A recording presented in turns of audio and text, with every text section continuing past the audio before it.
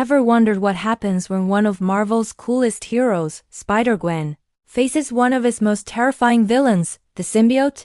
Well, buckle up, because today we're diving deep into a story that's as chilling as it is awesome. This isn't just another Spidey fight. This is a battle for Gwen Stacy's very soul. It all starts on Earth 65, Gwen's home dimension. Life's already complicated. She's juggling being a rock star drummer for the Mary Janes and a fugitive superhero.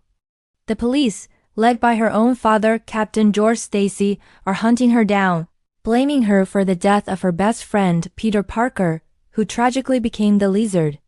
Talk about pressure, right? Gwen is isolated, feeling the weight of the world on her shoulders, and that's exactly the kind of vulnerability a predator like the symbiote thrives on. So, where does our story begin? Picture this: a quiet, eerie forest.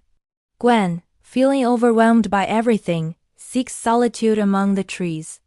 She's trying to clear her head, escape the noise of the city and the accusations that follow her everywhere. But she's not alone. Something ancient and sinister is lurking in the shadows, waiting for the perfect host. This isn't the symbiote we know from Peter Parker's story on Earth 616. This one is different, engineered in a lab by Cindy Moon's SILK organization. It's a parasitic life form, a living weapon designed to bond with a host and amplify their powers. As Gwen swings through the dense canopy, a sense of dread begins to creep in.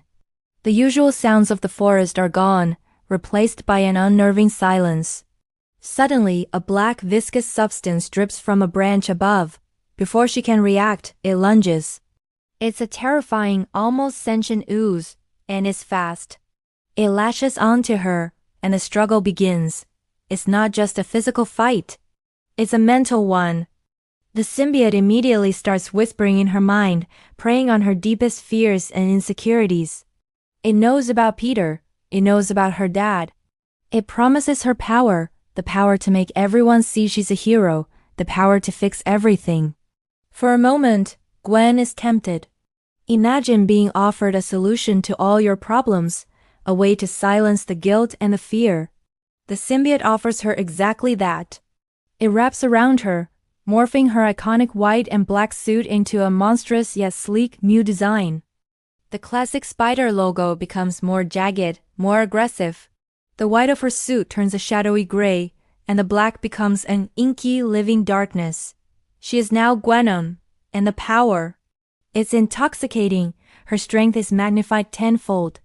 Her senses are sharper than ever before. She can shape the symbiote into razor-sharp claws, tendrils, and shields. She's faster, stronger, and more lethal than she's ever been. The initial rush is incredible. She feels invincible. The symbiote tells her they are one, a perfect union. "We are Gwenom," it whispers, and a part of her believes it. This new power feels like the answer she's been looking for. With this newfound strength, her first target is the man who made her life a living hell, the corrupt crime boss, Matt Murdock, the kingpin of Earth 65. This Murdock isn't the hero we know. He's a ruthless villain who trained the ninja who attacked her father. Fueled by the symbiote's rage and her own long-suppressed anger, Gwenom crashes into his office. The fight is brutal. She's no longer holding back. Every punch, every kick is delivered with lethal force.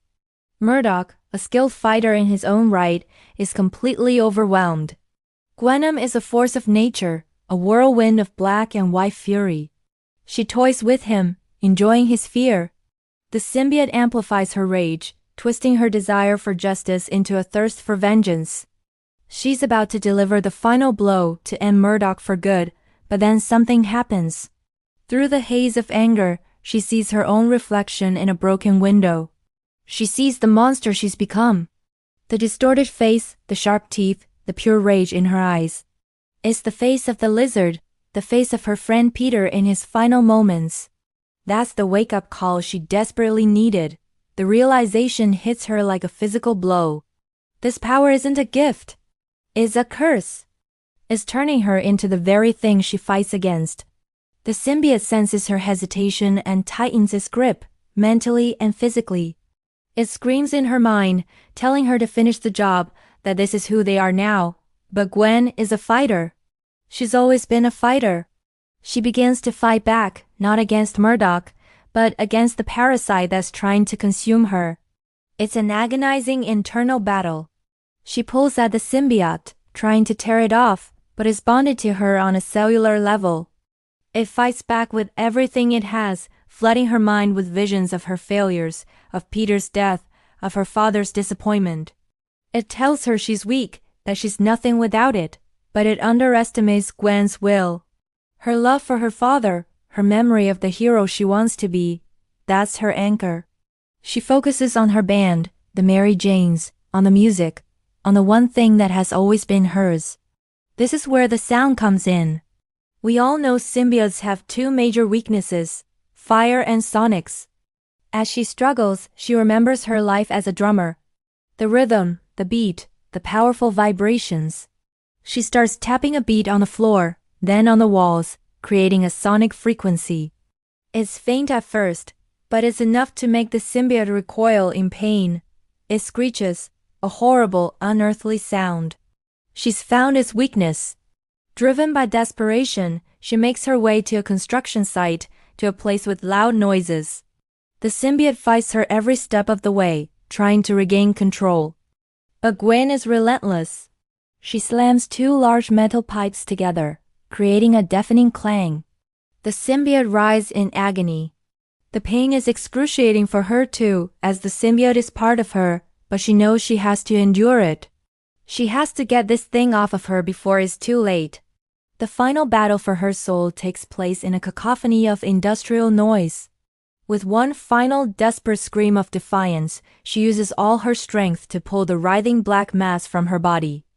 It feels like she's tearing off her own skin. The symbiote, weakened and exposed, tries to find another host, but Gwen is prepared. She traps it, containing the living nightmare that almost destroyed her. Exhausted, bruised, but free, Gwen Stacy stands alone. She's back in her original suit, but she's not the same person. The experience has changed her.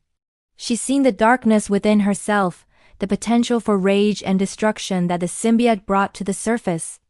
But she also found a new level of strength, not the physical power of the symbiote, but the strength of her own will, her own character. She knows the fight isn't over. Murdoch is still out there, and the symbiote is a threat that could return. But now she's better prepared. She understands the true nature of power and the importance of control. The encounter with the symbiote forced her to confront her own demons, and in doing so, she emerged stronger and more determined than ever to be the hero her city needs. It's a dark chapter in her story, but it's one that defines her, proving that even when faced with the most terrifying darkness, the light of a true hero can never be extinguished. And that's the incredible story of Gwenom. It's a powerful reminder that our greatest battles are often the ones fought within ourselves. What do you guys think? Is Gwenom one of the coolest symbiote designs ever? Let me know in the comments below. Thanks for watching, and don't forget to like and subscribe for more deep dives into your favorite comic book stories. See you next time!